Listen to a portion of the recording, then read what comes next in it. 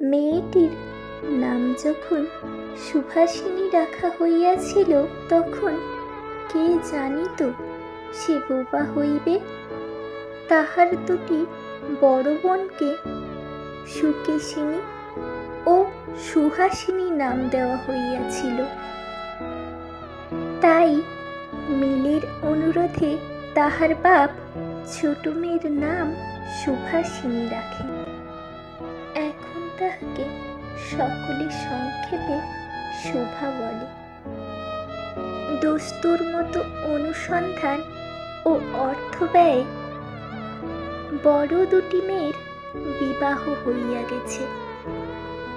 এখন ছোটটি পিতামাতার নীরব হৃদয়ভারের মতো বিরাজ করিতেছে। যে কথা কয় না, সে যে অনুভব করে, ইহা সকলের মনে হয় না। এই জন্য তাহার সাক্ষাতেই সকলেই তাহার ভবিষ্যৎ সম্পর্কে দুশ্চিন্তা প্রকাশ করিত।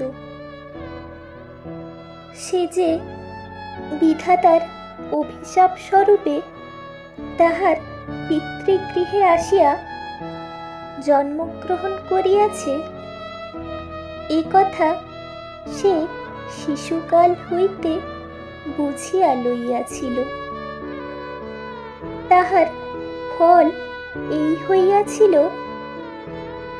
সাধারণের দৃষ্টিপথ হইতে সে আপনাকে গোপন করিয়া রাখিতে সর্বদাই চেষ্টা করিত।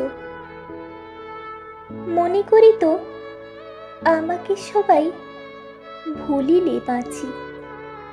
কিন্তু বেদনা কি কেহ ভোলে?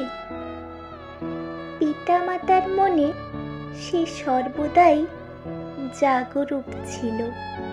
বিশেষত তাহার মা তাহাকে নিজের একটা ত্রুটি স্বরূপ দেখিতেন। কেননা মাতা পুত্র অপেক্ষা কন্যাকে নিজের অংশরূপে দেখেন।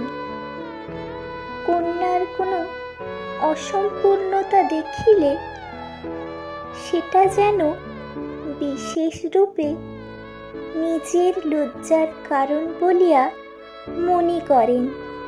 বরঞ্চ কন্যার পিতা বাণীকণ্ঠ শুভাকে তাহার অন্য মেয়েদের অপেক্ষা যেন একটু বেশি ভালোবাসিতেন।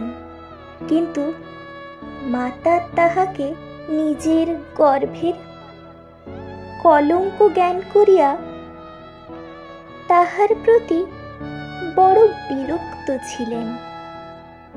শুভার কথা ছিল না, কিন্তু তাহার সুদীর্ঘ পল্লব বিশিষ্ট বড় বড় দুটো কালো চোখ ছিল এবং তাহার ওষ্ঠাধার ভাবের আভাস মাত্রে কচি কিশলয়ের মতো কাঁপিয়া উঠিত। কথায় আমরা যে ভাব প্রকাশ করি, সেটা আমাদিগকে অনেকটা নিজের চেষ্টায় গড়িয়া লইতে হয়, কতকটা তর্জমা করার মতো। সকল সময় ঠিক হয় না, ক্ষমতা অভাবে অনেক সময় ভুলও হয়। কিন্তু কালো চোখকে কিছু তর্জমা করিতে হয় না। মন আপনি তার উপর ছায়া ফেলে, ভাব আপনি তাহার উপরে কখনো প্রসারিত, কখনো মুদিত হয়, কখনো উজ্জ্বলভাবে জ্বলিয়া ওঠে, কখনো ম্লানভাবে নিভিয়া আসে, কখনো অন্তর্মন যন্ত্রের মতো অনিমেষভাবে চাহিয়া থাকে, কখনো দ্রুত চঞ্চল বিদ্যুতের মতো দিকবিদিকে ঠিকুরিয়া ওঠে। মুখের ভাব বই আজন্মকাল,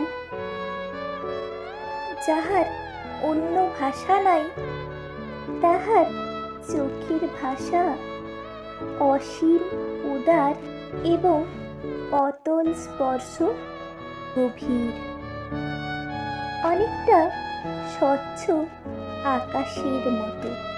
উদয়স্থ এবং ছায়ালোকের নিস্তব্ধ রঙ্গভূমি। এই বাক্যহীন মনুষ্যের মধ্যে বৃহৎ প্রকৃতির মতো একটা বিজন মহত্ব আছে। এই জন্য সাধারণ বালক বালিকারা তাহাকে এক প্রকার ভয় করিত, তাহার সহিত খেলা করিত না। সে নির্জন দ্বীপ্রহরীর মতো শব্দহীন এবং সঙ্গীহীন। গ্রামের নাম চণ্ডীপুর। নদীটি বাংলাদেশের একটি ছোট্ট নদী, গৃহস্থ ঘরের মেয়েটির মতো। বহুদূর পর্যন্ত তার প্রসার নহে। নিরলসা তন্বী নদীটি আপন কুল রক্ষা করিয়া কাজ করিয়া যায়। দুই ধারের গ্রামের সকলের সঙ্গেই তাহার যেন একটা না একটা সম্পর্ক আছে। দুই ধারে লোকালয় এবং তরুচ্ছায়া ঘন উচ্চতট।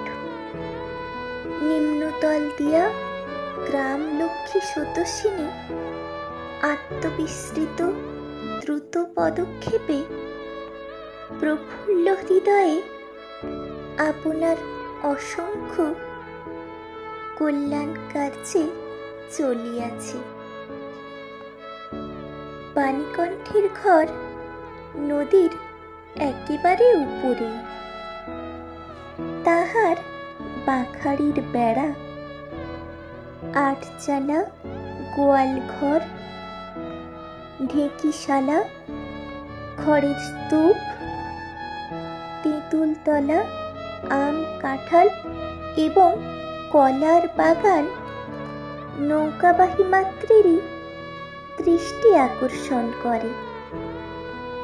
এই গার্হস্থ্য সচ্ছলতার মধ্যে বোবা মেয়েটি কাহারও নজরে পড়ে কিনা জানি না, কিন্তু কাজকর্মে যখনই অবসর পায় তখনই সেই নদী তীরে আসিয়া বসে। প্রকৃতি যেন তাহার ভাষার অভাব পূরণ করিয়া দেয়, যেন তাহার হইয়া কথা কয়।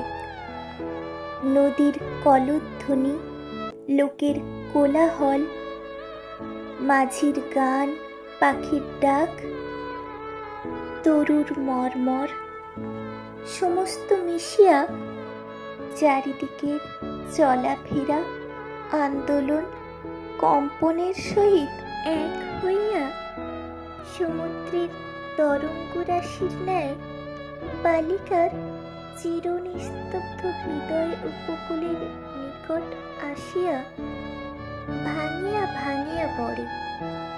প্রকৃতির এই বিবিধ শব্দ এবং বিচিত্র গতি, ইহাও বোবার ভাষা। বড় বড় চক্ষু পল্লব বিশিষ্ট সুভার যে ভাষা, তাহারই এক বিশ্বব্যাপী বিস্তার।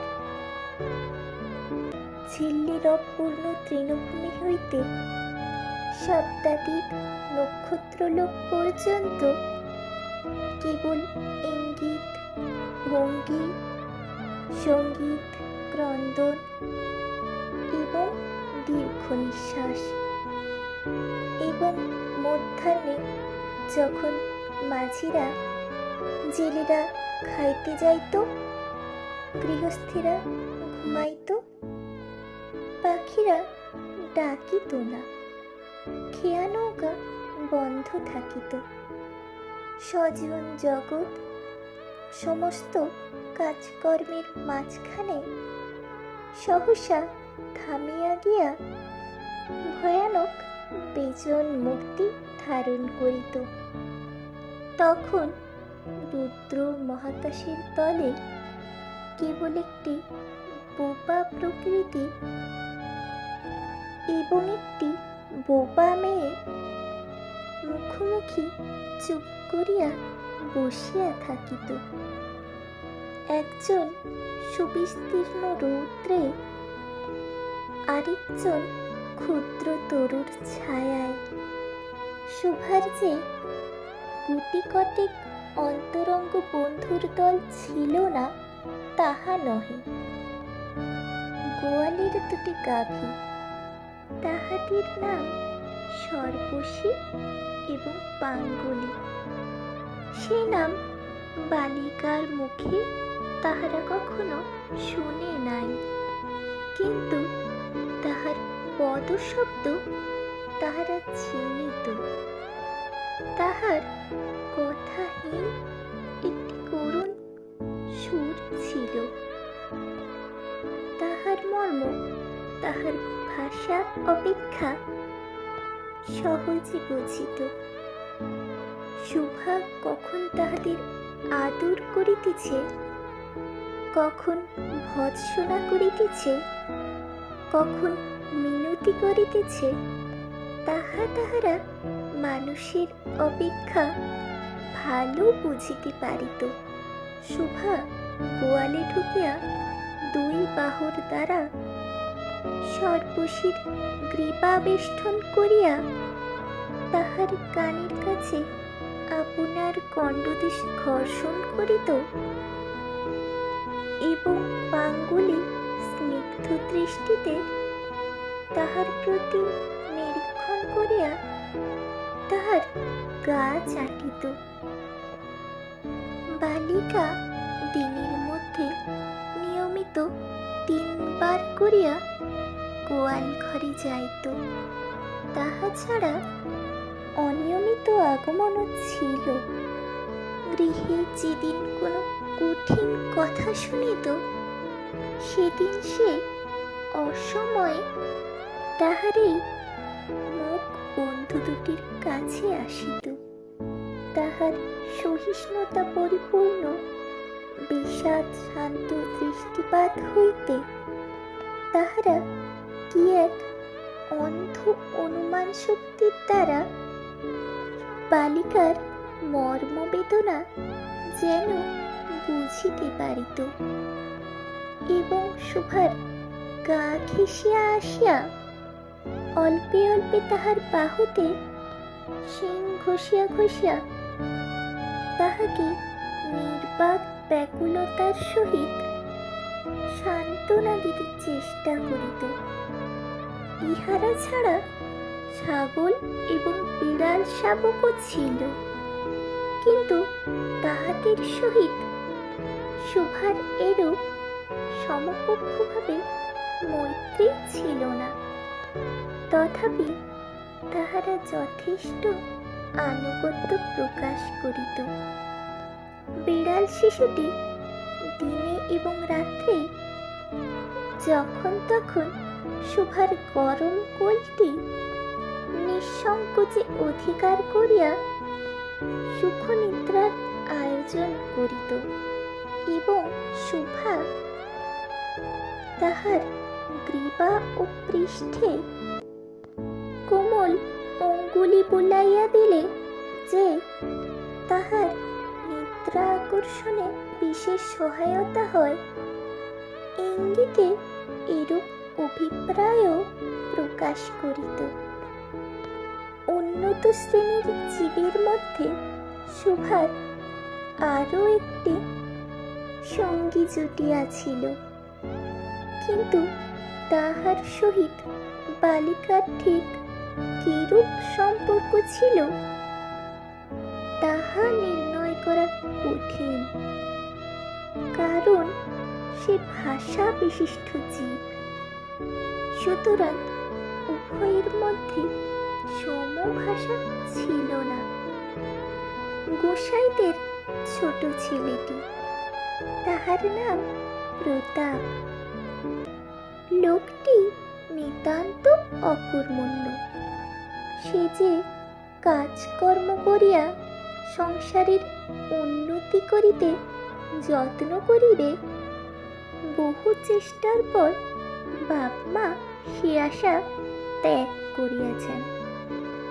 অকর্মণ্য লোকের একটা সুবিধা এই যে আত্মীয় লোকেরা তাহাদের উপর বিরক্ত হয় বটে, কিন্তু প্রায় তাহারা নিঃসম্পর্ক লোকেদের প্রিয় পাত্র হয়। কারণ কোনো কার্যে আবদ্ধ না থাকাতে তাহারা সরকারি সম্পত্তি হইয়া দাঁড়ায়।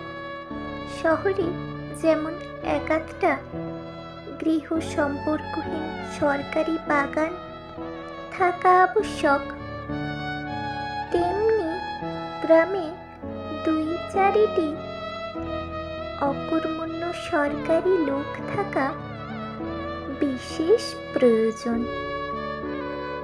কাজে কর্মে আমোদে অবসরে যেখানে একটা লোক কম পড়ে, সেইখানেই তাহাদিগকে হাতের কাছে পাওয়া যায়। প্রতাপের প্রধান শখ ছিল ছিপ ফেলিয়া মাছ ধরা।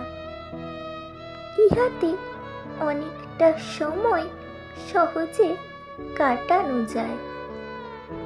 অপরাহ্নে নদী তীরে ইহাকে প্রায়ই এই কাজে নিযুক্ত দেখা যাইত, এবং এই উপলক্ষে শোভার সহিত তাহার প্রায়ই সাক্ষাৎ হইত।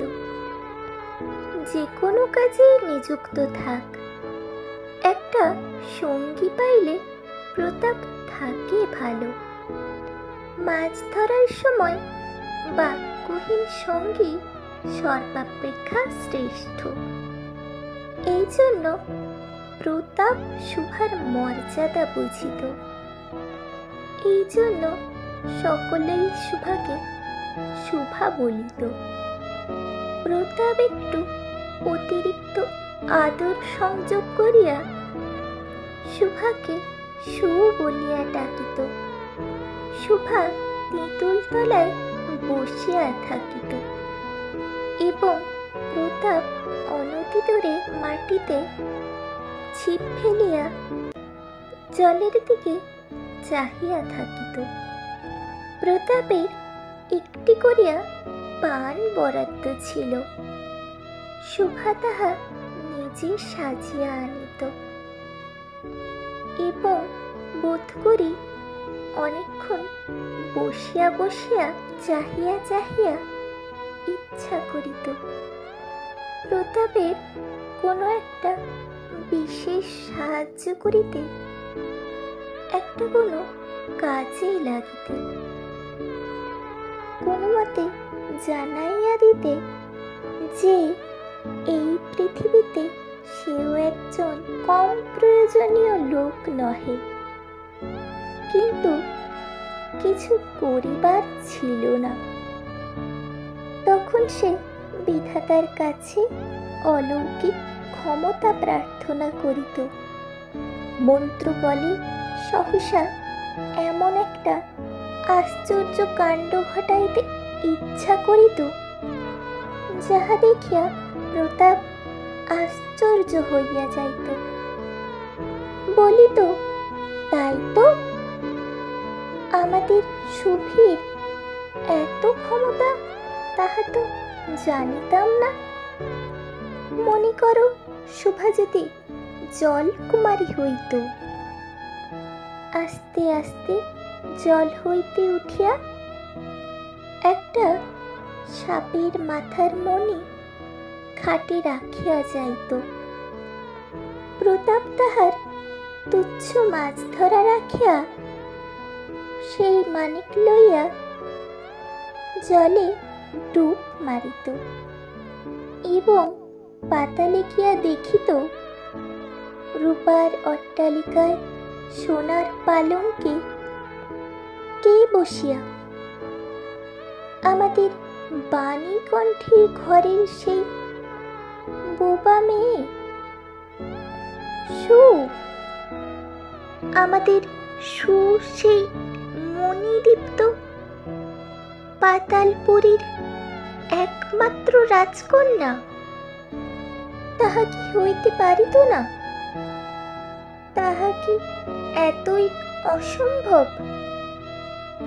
আসলে কিছুই অসম্ভব নহে, কিন্তু তবুও সু প্রজাশূন্য পাতালের রাজবংশে না জন্মাইয়া বাণীকণ্ঠের ঘরে আসিয়া জন্মিয়াছে এবং গোসাইদের ছেলে প্রতাপকে কিছুতেই আশ্চর্য করিতে পারিতেছে না। সুভার বয়স ক্রমেই বাড়িয়া উঠিতেছে। সে যেন আপনাকে আপনি অনুভব করিতে পারিতেছে, যেন কোনো একটা পূর্ণিমা তিথিতে কোনো এক আশ্চর্য সমুদ্র হইতে একটা জোয়ারের স্রোত আসিয়া তাহার অন্তরাত্মাকে এক নতুন অনির্বচনীয় চেতনা শক্তিতে পরিপূর্ণ করিয়া তুলিতেছে। সে আপনাকে আপনি দেখিতেছে, ভাবিতেছে, প্রশ্ন করিতেছে এবং বুঝিতে পারিতেছে না। গভীর পূর্ণিমা রাত্রে সে একদিন ধীরে শয়ন গৃহের দ্বার খুলিয়া ভয় ভয় মুখ বাড়াইয়া বাহিরের দিকে চাহিয়া দেখে পূর্ণিমা প্রকৃতিও শুভার মতো একাকিনী সুপ্ত জগতের উপর জাগিয়া বসিয়া যৌবনের রহস্যে, পুলকে, বিষাদে, অসীম নির্জনতার একেবারে শেষ সীমা পর্যন্ত, এমনকি তাহা অতিক্রম করিয়াও থমথম করিতেছে। একটি কথাও কহিতে পারিতেছে না। এই নিস্তব্ধ ব্যাকুল প্রকৃতির প্রান্তে একটি নিস্তব্ধ ব্যাকুল বালিকা দাঁড়িয়ে। এদিকে কন্যা ভারগ্রস্ত পিতামাতা চিন্তিত হইয়া উঠিয়াছেন। লোকে নিন্দা আরম্ভ করিয়াছে, এমনকি এক ঘরে করিবে এমন জনরব শোনা যায়। বাণীকণ্ঠের সচ্ছল অবস্থা, দুই বেলায় মাছ ভাত খায়, এজন্য তাহার শত্রু ছিল। স্ত্রী পুরুষে বিস্তর পরামর্শ হইল। কিছুদিনের মতো বাণী বিদেশে গেল।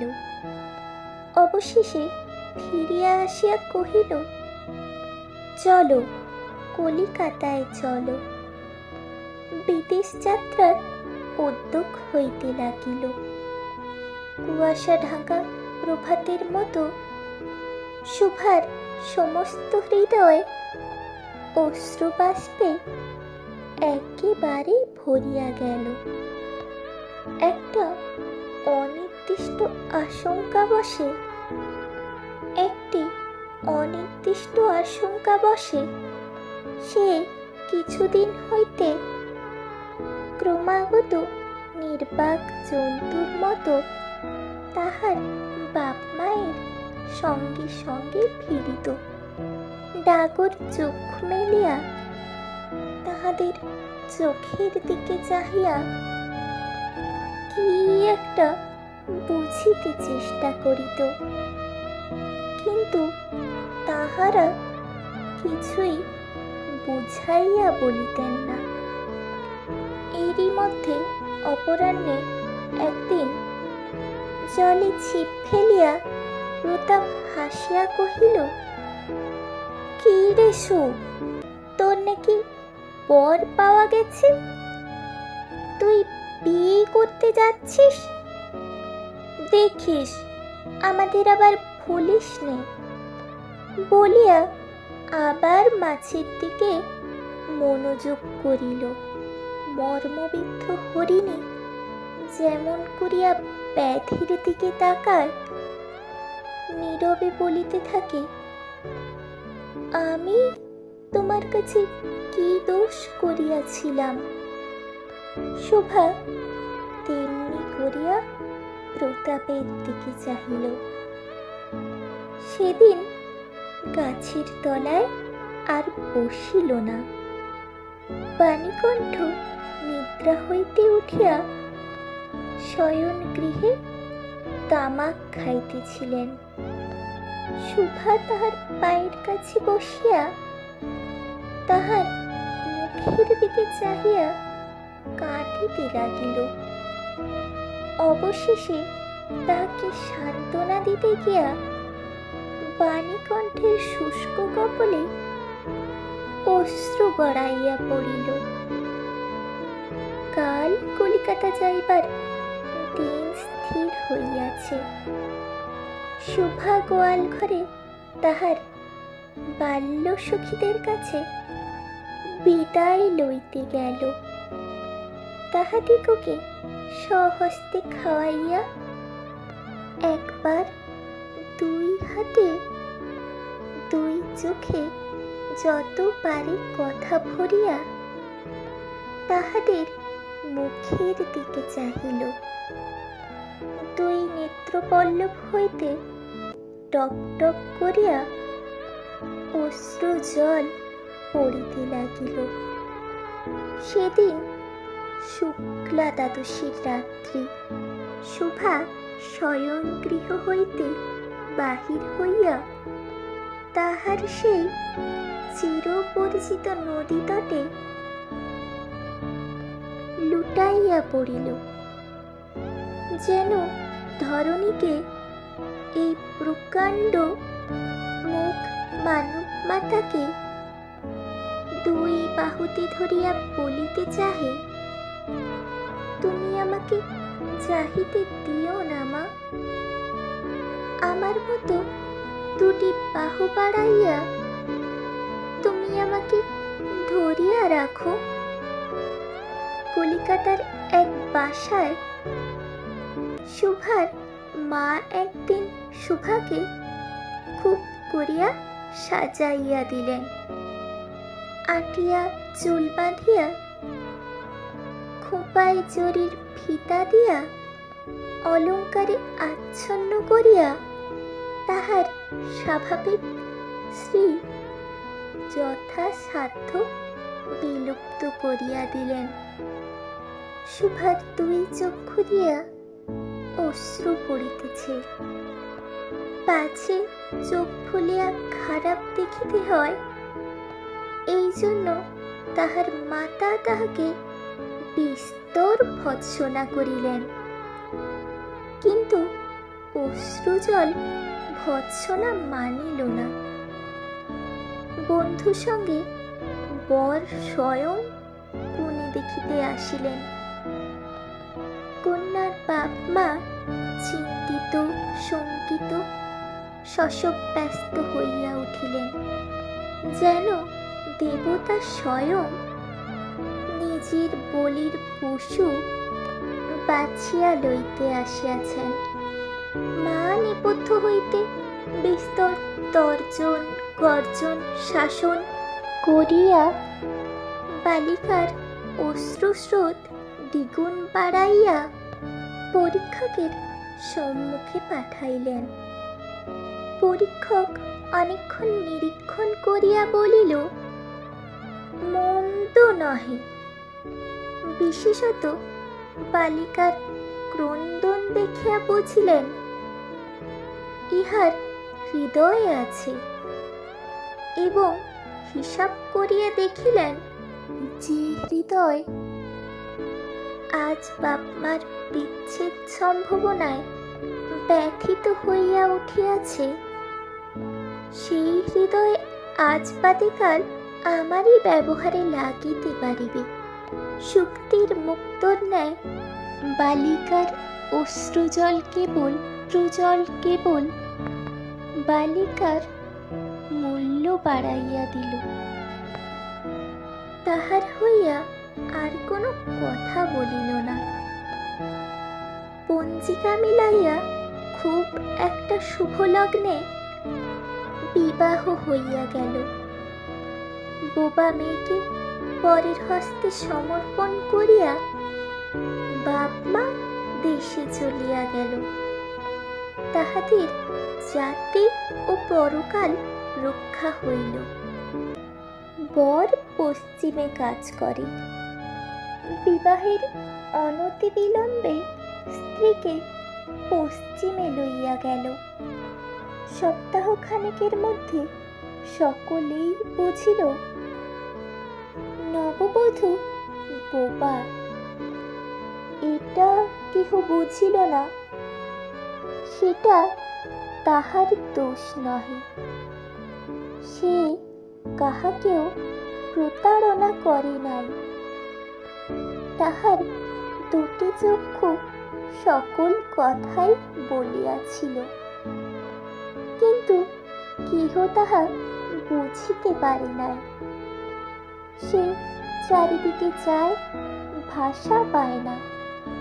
যাহারা বোবার ভাষা বুঝিত এবং আজন্ম পরিচিত মুখগুলি দেখিতে পায় না। বালিকার চিরনীরব হৃদয়ের মধ্যে একটা অসীম অব্যক্ত ক্রন্দন বাজিতে লাগিল। অন্তর্যামী ছাড়া আর কেহ তাহা শুনিতে পাইল না। এবার তাহার স্বামী চক্ষু এবং কর্ণেন্দ্রিয়ের দ্বারা পরীক্ষা করিয়া এক ভাষা বিশিষ্ট কন্যা বিবাহ করিয়া আনিলেন।